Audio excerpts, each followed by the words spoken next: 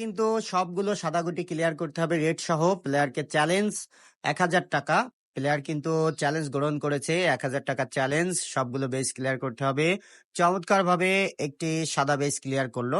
আবারও কিন্তু রেড সহ দুটো সাদা গুটি খেলার চেষ্টা করছে প্লেয়ার।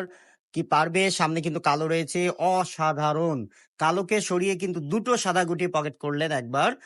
আবারও কিন্তু বেজ খেলার চেষ্টা। প্লেয়ার কিন্তু বেজে খুবই এক্সপার্ট, যে কারণে তিনি চ্যালেঞ্জটি গ্রহণ করেছেন। সুন্দর। আরেকটি বেজ আছে কিন্তু তার, দেখা যাক এই বেজটিকে ক্লিয়ার করলে কিন্তু সামনের গুটিগুলা খেলতে হবে লং শটে। দারুণ।